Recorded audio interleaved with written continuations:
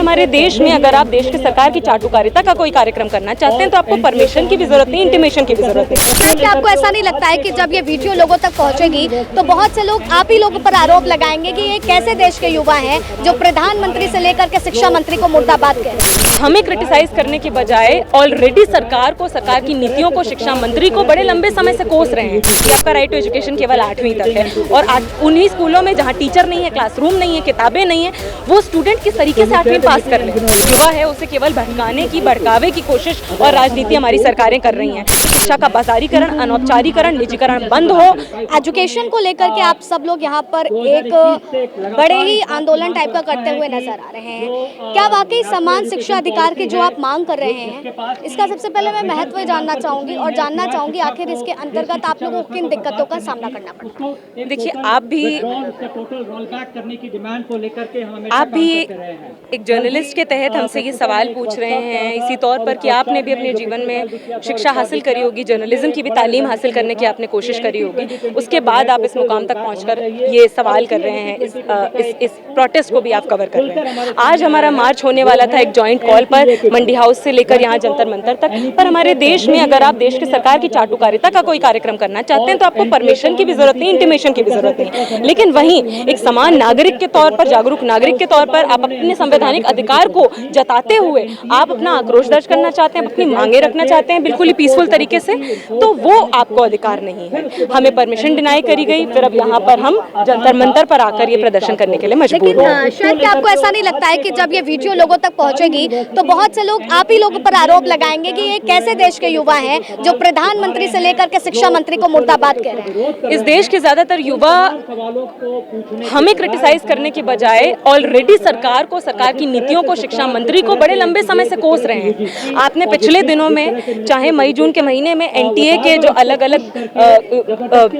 Failures का भंडाफोड़ हुआ वो हमारे सामने हो, उसके बाद जो देश भर में युवाओं का आक्रोश सामने आया है वो हो, या फिर लंबे समय से जो देश के युवाओं का आंदोलन चलता आ रहा है समान शिक्षा के लिए कि हमारा देश कहता है तो हमारे पास फंडामेंटल राइट टू एजुकेशन है, और वो कितना फंडामेंटल है और कितना राइट है ये इसकी झांकी आपको दिखा देती हूँ। 8वीं के बाद देश के बहुसंख्यक युवा जो किसी तरह स्कूल पहुंच पाते हैं उनकी बेदखली हो जाती है। आपका राइट टू एजुकेशन केवल 8वीं तक है और उन्हीं स्कूलों में जहाँ टीचर नहीं है, क्लासरूम नहीं है, किताबें नहीं है, वो स्टूडेंट किस तरीके से 8वीं पास कर ले। किसी तरह वो बच्चियाँ इस देश की जो बेटी कहलाती हैं, गरीब बेटियाँ, दलित बेटियाँ, अल्पसंख्यक समुदाय की बेटियाँ, आदिवासी बेटियाँ किसी तरह 12वीं तक पहुँचती हैं, तो 12वीं के बाद सरकारी शिक्षा से उनकी 13वीं हो जाती है, उनको ढकेल दिया जाता है इनफॉर्मल मोड ऑफ एजुकेशन में। इसी देश में सरकारी उच्च शिक्षण संस्थानों में फॉर्मल मोड एजुकेशन में उन्हें दाखिला दिलाने के बजाय ये देश, ये शिक्षा व्यवस्था उन्हें ढकेल देता है ओपन में।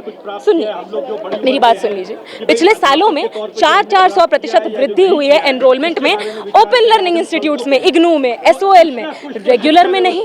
दिल्ली विश्वविद्यालय की अगर बात बता दूं तो पिछले इतने सालों से केवल 60-70 हज़ारों सीट पर ही दाखिले होते हैं, ना नया कॉलेज खुलता है, ना सीटें बढ़ती हैं। तो साफ तौर पर आज नई शिक्षा नीति 2020 खास तौर पर जब से आई है और ज्यादा लगातार जितनी शिक्षा नीतियां हमारी सरकारों की आई हैं उन्होंने केवल शिक्षा में गरीब, वंचित का बेदखली सुनिश्चित करने का रास्ता उन्होंने सुनिश्चित किया है। इंक्लूजन, एक्सेसिबिलिटी इंश्योर करने का एक भी कदम नहीं उठाया गया। आप बजट में जो कटौती हर साल हो रही है शिक्षा पर, उसको उठाकर देख लीजिए। उसके अलावा आप देख लीजिए स्कूलों का, सरकारी स्कूलों को जो बंद किया जा रहा है, खराब स्कूलों को दुरुस्त करने की बजाय उनको बंद किया जा रहा है, उनका मर्जर किया जा रहा है। कि केवल नई शिक्षा नीति के तहत कोर्स के चैप्टर्स बदले जाते हैं लेकिन व्यवस्थाएं चरम सीमा पर नहीं पहुंचती। केवल कोर्स के चैप्टर नहीं बदले जाते हैं, यूजीसी से जो फंड मिला करता था यूनिवर्सिटीज को, हेफा एस्टैब्लिश कर दिया गया, हायर एजुकेशन फंडिंग एजेंसी, यानी यूनिवर्सिटी कॉलेजों से कहा जा रहा है कि आप लोन लेकर छात्रों को पढ़ाइए। एक बात बताइए, यूनिवर्सिटी कॉलेज क्यों लोन लेकर गरीब छात्र को पढ़ाना चाहेगा? क्या इसीलिए हर कोर्स की हम देख रहे हैं आज फीस में वृद्धि हो रही है।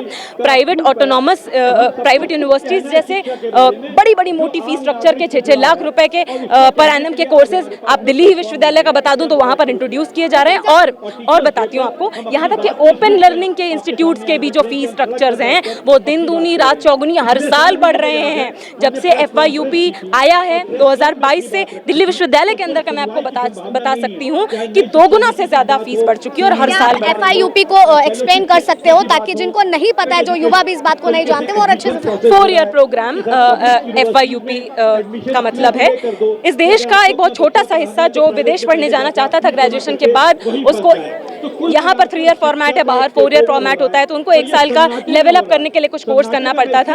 उनकी सहूलियत के लिए और प्राइवेट यूनिवर्सिटीज़ को और ज़्यादा बढ़ावा देने के लिए, बाहर से प्राइवेट यूनिवर्सिटीज़ को यहाँ पर और ज़्यादा श्रेय देने के लिए और अपना सरकार का जो रिस्पॉन्सिबिलिटी और खर्चा बनता है, दायित्व बनता है, उसको हटाने के लिए हमारी सरकार FYUP लेकर आ गई। बिना छात्रों से पूछे, बिना प्रोफेसर से पूछे, बिना इस देश के युवाओं से पूछे। और इस सवाल पर क्या नजरिया है कि ये सरकारों से जब बात होती है तो शिक्षा को बहुत ही ज्यादा चरम सीमा पर बताने की बात करती है, और ये बात भी वो कहती है कि ये जो युवा है यही देश का कल है और यही देश का भविष्य है। लेकिन जब धरातल पर देखते हैं कि आज शिक्षा का स्तर कहां से कहां पहुंच गया और आज युवाओं को किताबों की जगह सड़कों पर उतरना पड़ रहा है। इस देश के युवाओं के पास, इस देश की बेटियों के पास स्कूल में बाथरूम नहीं है। इस देश की बेटियों के पास सरकारी स्कूल में एक ही क्लासरूम में 2-2 अलग-अलग विषय, 2-2 क्लासरूम चलाए जाते हैं। इसी देश की छात्राओं को ठंड में खोले में बैठाकर उनके एग्जाम दिलवाए जाते हैं। इसी देश की छात्राओं को आपका मैं बता देती हूँ, दिल्ली देश की राजधानी में अभी कुछ महीने पहले की ही बात है, सरकारी स्कूल की जो छात्राएं हैं उनकी 3-3 महीने 4-4 महीने से क्लास चल रही है, उनके हाथ में किताबें नहीं हैं, उनके हाथ में कलम नहीं है। जिस बच्ची के हाथ में किताब नहीं है वो बच्ची कैसे 8वीं पास करेगी, आप ये बात मुझे बताइए। और जब वो पास नहीं कर पाएगी तो वो बच्ची कैसे स्कूल पास करेगी, कैसे आगे बढ़ने का सपना देखेगी। युवा जो है, जिसकी आपने बात करी 12वीं के बाद जो कॉलेज में आता है, केवल एक वोट बैंक का जरिया रहेगी। देखिए, आज का जो युवा है उसे केवल भटकाने की, भड़कावे की कोशिश और राजनीति हमारी सरकारें कर रही हैं किसी भी तरीके से। अगर फंडामेंटल राइट टू एजुकेशन है हमारा, तो आप एक बात बताइए वो कितना फंडामेंटल है कि 8वीं के बाद बहुसंख्यक युवा हट रहे हैं। मेरी माँ, इस देश को जिसको राइट टू एजुकेशन लाने में 60 साल से ऊपर लग गए, जिसके कारण मेरी माँ और कितनी माएँ नहीं पढ़ पाई चौथी या 5वीं तक भी, और उसके बाद आप जीवन भर मजबूर हैं अपने पिता पर, अपने पति पर पराधीन रह जाने के लिए। उनकी मजबूरी हमारी सरकारें नहीं समझ सकती। पेपर लीक के मामले पर बात करो तो होता है कि कार्रवाई तो की गई ना, तब क्यों इन छात्रों को दिक्कत? क्या कार्यवाही की गई बताइए? पिछले इतने 7 सालों में ही 50 से बड़े बड़े घोटाले, पेपर लीक हमारी NTA की और हमारी शिक्षा मंत्रालय के छत्रछाया में हो चुके हैं।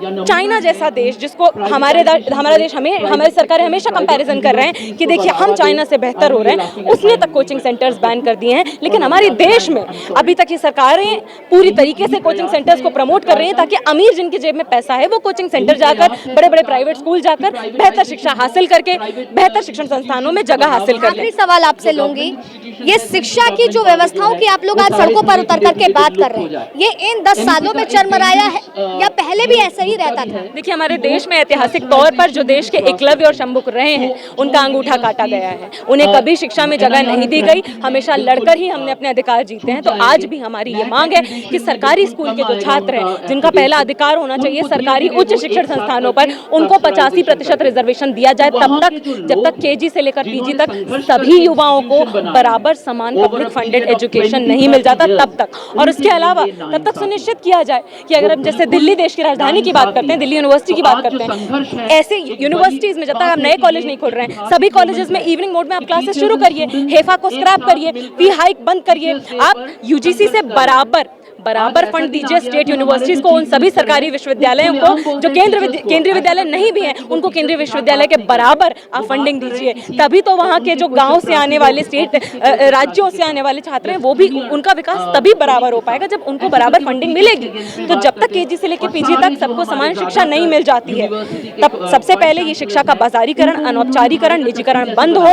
जब तक KG से लेकर PG तक सबको समान शिक्षा नहीं मिलती, तब तक सरकारी स्कूल से आने वाले छात्रों को 12वीं के बाद 85% रिजर्वेशन दिया जाए higher education institute, public funded higher education institute. तो आप खुद देख सकते हैं कि किस तरीके से छात्रों में आक्रोश है, और आक्रोश की वजह भी कुछ आपको ऊट पटांग नहीं है, बल्कि निश्चित मांगे हैं, और जो सुनिश्चित मांगे इनको कहीं ना कहीं पूरा करना सरकार की जिम्मेदारी भी बनती है, और सरकार को इस पर फोकस भी करना पड़ेगा। फिलहाल तब तक के लिए आप बने रहें लीजिंग भारत पर। वीडियो जर्नलिस्ट रविकांत के साथ।